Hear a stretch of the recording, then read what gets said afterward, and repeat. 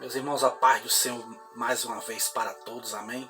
Estamos aqui felizes para transmitirmos mais uma vez o Evangelho do nosso Senhor Jesus. Hoje o tema vai ser sobre as portas do inferno que não vão prevalecer contra a igreja do Senhor Jesus Cristo.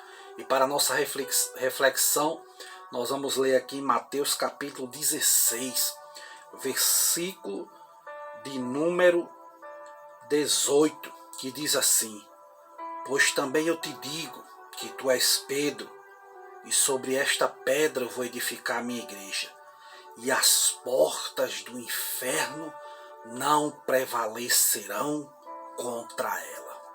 Meus queridos, o tema que nós acabamos de ler, o versículo da palavra de Deus, fala acerca da confissão de Pedro.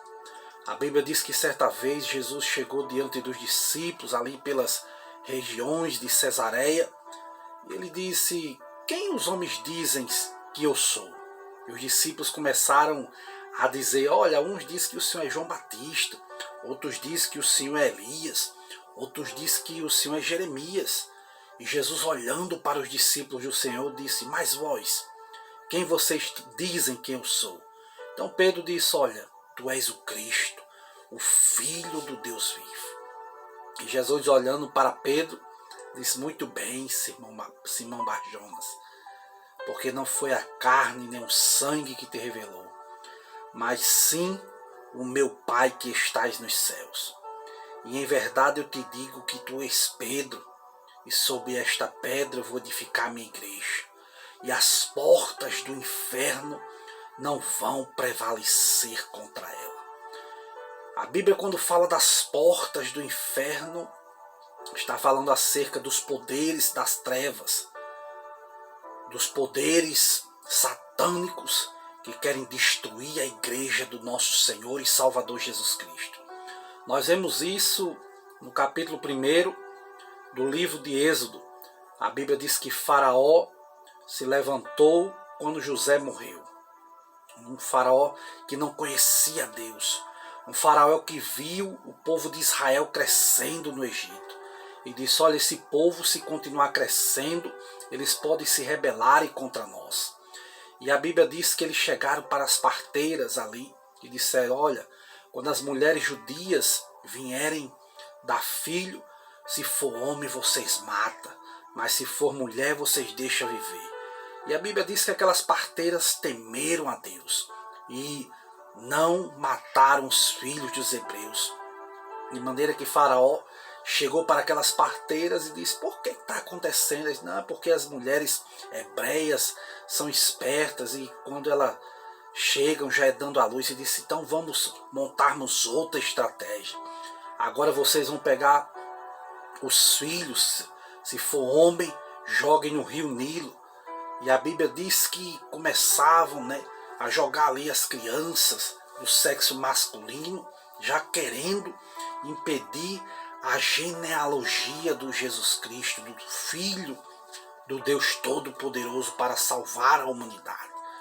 E a Bíblia diz que levantou-se Moisés, Deus guardou aquela criança ali e libertou o seu povo da escravidão do Egito. Vemos uma perseguição também das portas do inferno, dos poderes das trevas, quando a Bíblia diz lá em Mateus capítulo de número 2, quando Herodes mandou matar todas as crianças. Jesus, a Bíblia diz que o anjo se apresentou a José e mandou fugir para o Egito, porque Herodes iria matar todas as crianças. E Deus deu o livramento mais uma vez a Jesus ali, criança, ali quando Herodes tinha mandado matar todas as crianças de 2 anos para baixo. A realidade é que nós vemos também esta perseguição já no período apostólico, sim. A Bíblia diz que quando Pedro e João mandou o paralítico se levantar no capítulo 3 de Atos dos Apóstolos, a Bíblia diz que as pessoas ficaram admiradas e Pedro e João foram presos por causa disso. A Bíblia diz que se levantou-se Anás, Cafás, Alexandre, se levantou os religiosos da época. No capítulo 4 perguntaram com que nome, com que autoridade vocês fizeram isso. Ele disse, olha, foi no nome de Jesus Cristo. E eles disseram, olha, vocês não façam mais isso, parem de falar no nome deste homem. E Pedro, cheio do Espírito Santo, disse, olha, como é que nós vamos deixar de falar daquilo que nós temos visto, daquilo que nós temos ouvido? Então houve esta perseguição aos discípulos. A Bíblia diz que mataram Estevão no capítulo 7 de Atos dos Apóstolos, quando Estevão pregava um sermão maravilhoso. Pegaram em pedras para apedrejarem Estevão. A Bíblia diz que Estevão olhou para os céus, viu Jesus em pé à destra de Deus. Sabe por quê? Porque as portas do inferno não podem prevalecer contra a igreja do Senhor Jesus Cristo de Nazaré. Mataram Estevão, mas a alma de Estevão subiu para os céus. Dali começa uma grande perseguição contra a igreja. Os discípulos foram dispersos, passaram a espada na cabeça de... A Bíblia diz que mataram Tiago, Herodes, no capítulo 12, a fio da espada. Prenderam Pedro, querendo matar Pedro também. E se segue uma perseguição terrível contra a igreja do Senhor Jesus Cristo. A Bíblia diz que depois que os discípulos foram mortos, uns decapitados, que nem Paulo em Roma, outros arrastados pelas ruas, pelas carruagens, Pedro crucificado de cabeça para baixo, muitos mortos por causa da palavra de Deus. Mas a realidade é que nós também vemos uma perseguição pós-apostólica. Sim, a Bíblia diz lá no livro de Apocalipse, capítulo 2, versículo número 10, a Bíblia diz, nada temas as coisas que há de padecer. Eis que o diabo vai lançar alguns de vós na prisão, para que sejam tentados, e tereis uma tribulação de 10 dias, mas sejam fiéis até a morte, e vou te dar-te a coroa da vida. Alguns historiadores dizem que essa tribulação de 10 dias foi a perseguição de 10 imperadores carrascos de Roma. Um homem chamado Nero tocou fogo em Roma e colocou a culpa nos cristãos. Os cristãos eram lançados no Coliseu. A história diz que muitos cristãos entravam cantando para serem devorados pelos leões. Os cristãos antigamente adoravam nas catatumbas, nos escuridões, por causa da perseguição. E a história diz que nesse período de 10 imperadores, começando com Domiciliano, Trajano, Marco Aurélio, Severo, Maximiano, Décio, Valeriano, Juliano, Aurélio, até o imperador Diocleciano. O interessante é que foram 10 imperadores cruéis, até que veio Constantino ali, dando uma certa apaziguada nas coisas, né, parando ali, de certa forma, a perseguição aos cristãos, e começa a surgir ali o sincretismo naquela época. Mas na época de Juliano, que foi o 8º imperador ali de Roma, que queria destruir o cristianismo, os seus soldados riam dos cristãos.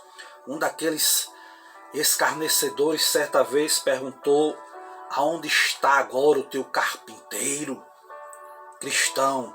E aquele cristão respondeu: está ocupado preparando o caixão do teu imperador.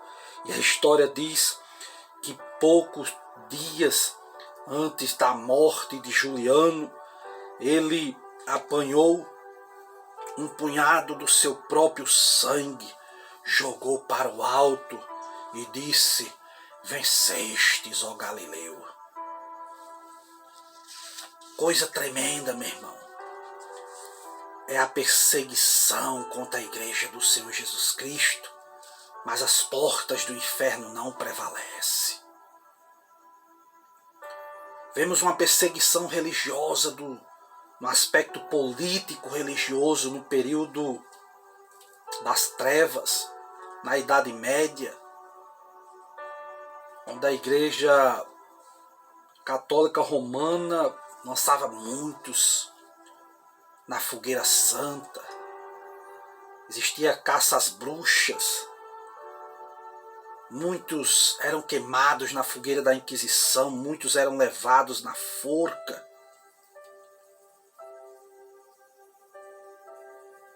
Mas naquela época Deus levanta Lutero.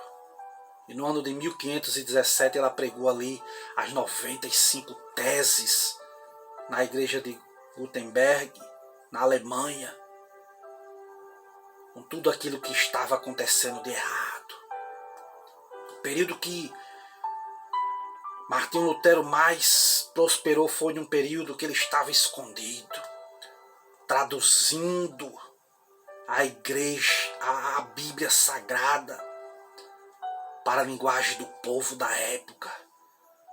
Porque na época dele só existia a Bíblia em latim e as pessoas não podiam se ler na linguagem alemã. Mas ele tinha problemas de hemorroidas devido a passar muito tempo estudando, compilando, para transmitir a palavra para as pessoas. E quem prevaleceu? A palavra do Senhor, a igreja do Senhor Jesus Cristo. Vemos uma perseguição também no aspecto teológico. Um homem chamado Karl Barth, no ano de 1886 até 1968, com a sua teoria de que a Bíblia não era a palavra de Deus, mas que continha a palavra de Deus. Já começava a questão do descrédito com as escrituras sagradas. No ano de 1884 vai nascer um homem chamado Rudolf Bultmann, um homem que era considerado com a teologia do mito, e segundo ele podia-se crer em Jesus como Salvador, mas não precisava crer no seu nascimento virginal, na sua ressurreição, na sua segunda vinda. Como é que pode crer em Jesus em partes, mas não crer que ele nasceu de uma forma espiritual? Não tinha como. Na época de 1881 a 1955, um homem chamado Pierre, que para ele o evangelho tinha que se modernizar, adaptando-se aos conhecimentos científicos. Quantas vezes nós queremos adaptar a palavra de Deus aos nossos padrões? Não, porque os dias são modernos. Passe o que passar, meu irmão. Passe o tempo que se passar. Quem deve se modernizar a palavra de Deus é a gente. Não é a palavra de Deus que tem que se modernizar, não. É nós que precisamos crer nas escrituras sagradas. Aceitar a palavra de Deus como ela é. Digna esta palavra de toda aceitação. Aleluias. Nós vivemos períodos difíceis nos dias de hoje, uma época materialista. E o que é o materialismo? Tem muito contribuído para essa ideologia onde as inovações tecnológicas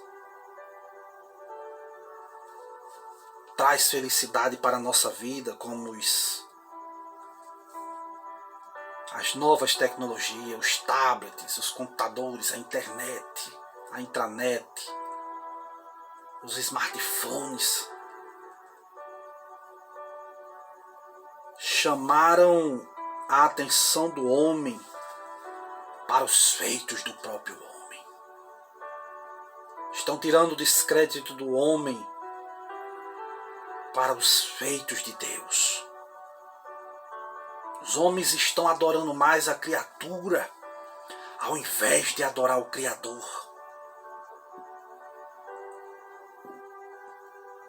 O materialismo, conhecido também como o humanismo secular, coloca o homem no centro e não Deus.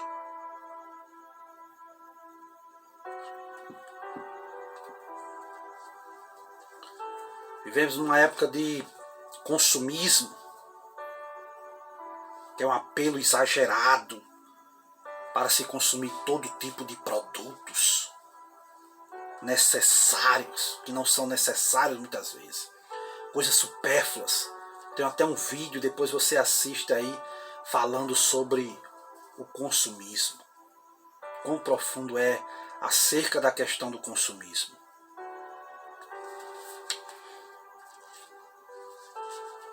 Vivemos um período de perseguição terrível, onde existe a ideologia da permissividade. Fala-se muito no feminismo, na liberação da mulher, onde diz que a mulher tem direito sobre o seu próprio corpo, no aborto. Fala-se já que o casamento é uma instituição retrógrada, atrasada, que já não é mais necessária. E quais são as consequências dessa permissividade? AIDS. Um aumento assustador de moças grávidas, mães solteiras na adolescência, filhos rejeitados, famílias destruídas, pornografia, desestruturação da psique.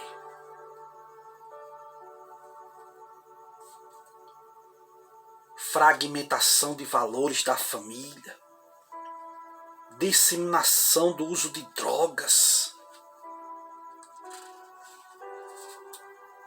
Tudo isso é as portas do inferno se levantando contra a Igreja de Cristo.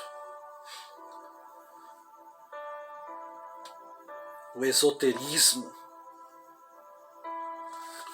que é um ensinamento ligado ao ocultismo, cultos afros, correntes teosóficas. O que é isso? Corrente teosófica tem por objetivo unir o homem à divindade através da elevação progressiva do espírito até atingir a iluminação.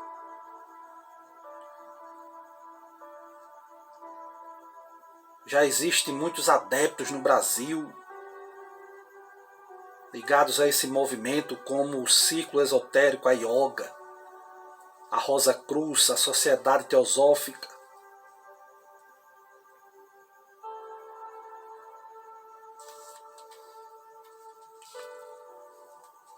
Quantos representantes da nova era, que são os protagonistas da chamada conspiração aquariana, que segundo esses adeptos, eles antecedem a era de Aquários, que é um signo regido pelo planeta Urano, aguardada por eles por um período em que a Terra terá uma nova ordem mundial. Quem nunca ouviu falar dessa nova ordem mundial? É uma expressão típica da nova era. Um regime cosmocrático em que deverá se imperar a liberdade, a igualdade, não é isso que se fala? Fraternidade sob o domínio de um novo Messias, sob um avatar. Você já prestou atenção nas redes sociais, como o diabo trabalha de forma sorrateira? Muitas pessoas colocando já os perfis de avatar.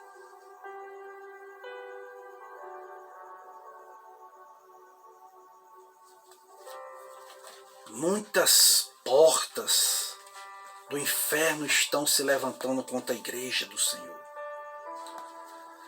A teologia da prosperidade, em que se diz que se a pessoa for pobre vai para o inferno. E se está prosperando é porque é um servo fiel de Jesus Cristo. Leia depois a parábola do rico e Lázaro. Lázaro mendigava o que caía da mesa do rico. E o rico foi para o inferno quando morreu. A ponto de desejar Lázaro molhar a ponta do dedo para lhe refrescar a língua. Cadê a riqueza?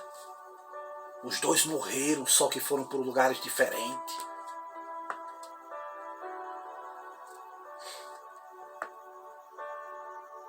Se fala-se da teologia aberta, onde diz que Deus não sabe do futuro. Cadê a onipresença, a onisciência de Deus?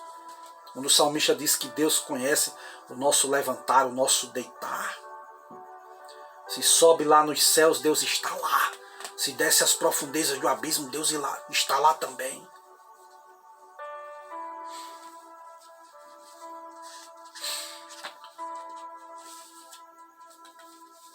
A igreja foi perseguida na época do comunismo, com Lenin, com Stalin.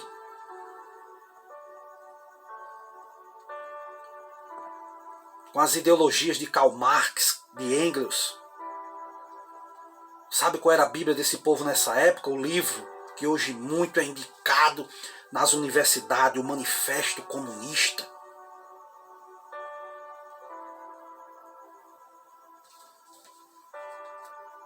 Leia, depois bota algum vídeo na internet e veja sobre a Revolução Russa. Quem foi Stalin, quem foi Lenin, os czares, os césares, Domingo Sangrento. O que foi que eles fizeram com a propriedade privada?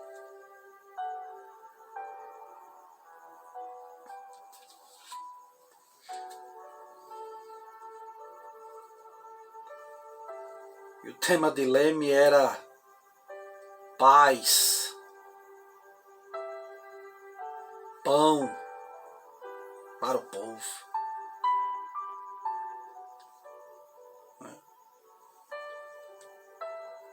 Olha na China, o que foi que Mao Tse-tung fez, onde quis destruir o cristianismo, mandando prender, torturar, matar os cristãos que fossem identificados. Todas as Bíblias encontradas eram jogadas na fogueira. Os analistas calculam que cerca de 130 milhões de cristãos atualmente na China adorando a Jesus Cristo, enquanto é vergonhoso e ilegal dizer que o discípulo não é de Mao Tse-tung. Olha Fidel Castro na Cuba, torturando cristãos, fechando igrejas.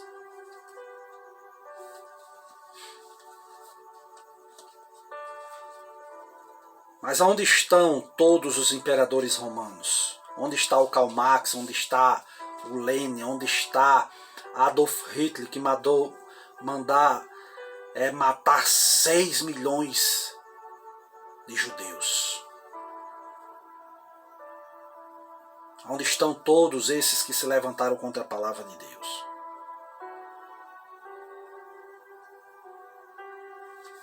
Apodrecendo debaixo do chão.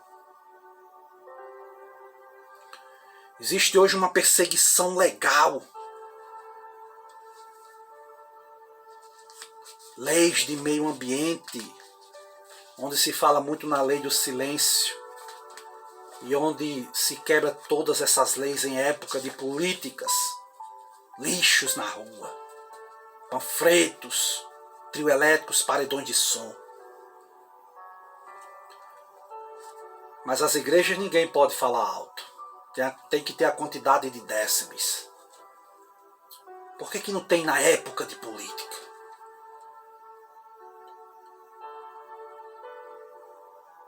leis que regulam a construção de templos.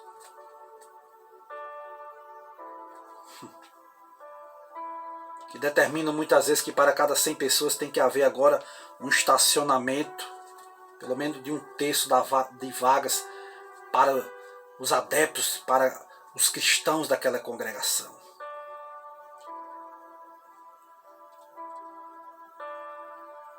Já existem muitas escolas que já não se pode mais cantar Noite de Paz, nem representar o Natal de Jesus com cenas da manjedoura, porque pode agredir a consciência daqueles que não são cristãos. Onde é que já se viu isso? A realidade é que se permite espetáculos que agridem a nossa fé cristã. Recentemente, há alguns anos, tivemos uma arte que os homens ficavam nus e mandavam as crianças tocar naquele homem nu, dentro do centro de cultura. Que é isso?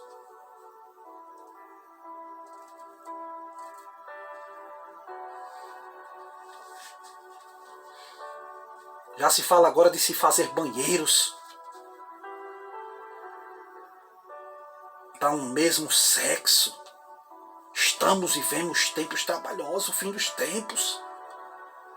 Se alguém é budista, não é criticado. Se é muçulmano, ninguém é nem doido. Homossexual é normal. O Ministério do Trabalho já considera a prostituição agora uma profissão. Mas se alguém professar que é um evangélico, esse é discriminado. Mas a Bíblia diz lá em Isaías capítulo 10, versículo 1, ai daqueles que decretam leis injustas e dos escrivães que escrevem perversidades para prejudicar os pobres em juízo e para arrebatar o direito dos aflitos do meu povo. Vivemos uma perseguição cultural. E quando eu falo de cultura, de arte, já não estamos mais falando de quinhentismo, já não estamos falando aqui do período barroco, do período arcadismo, já não estamos falando aqui do período romantismo, não, do cubismo, do parnesianismo, não. Já não estamos falando aqui de artes, de Picasso, não. Já não estamos falando aqui das grandes obras de Michelangelo, de Leonardo da Vinci, não.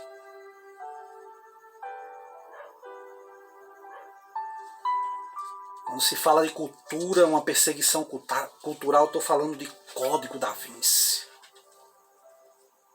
O que é o Código da Vinci? Onde Dan Brown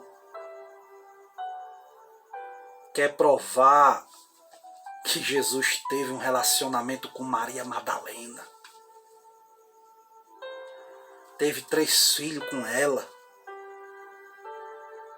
E que o amor de Maria Madalena causava ciúmes aos discípulos. Onde é que se viu isso? Pelo amor de Deus.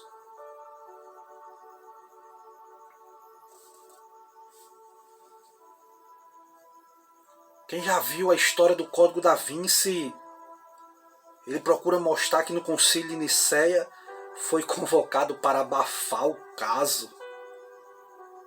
Meu Deus do céu.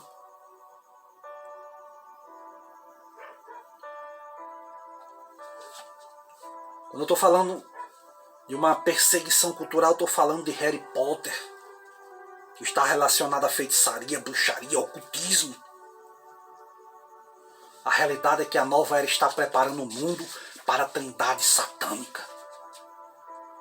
O anticristo, o falso profeta e Satanás. Mensagens subliminares, desenhos da Disney e muitas outras coisas que a gente não podemos nem falar muito.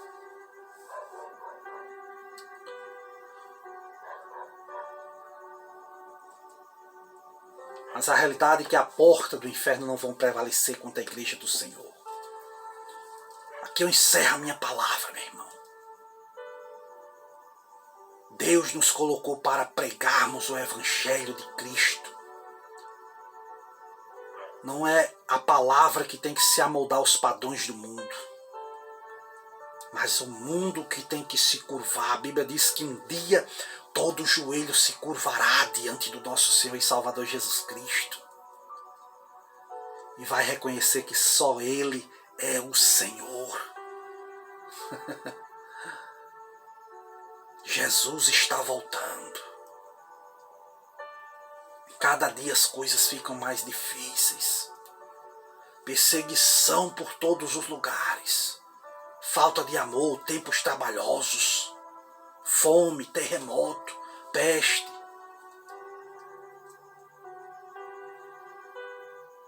Ambição pelo poder a cada dia, cada hora, cada instante. Mas a realidade é que as portas do inferno não vão prevalecer contra a igreja de Cristo. Que Deus te abençoe.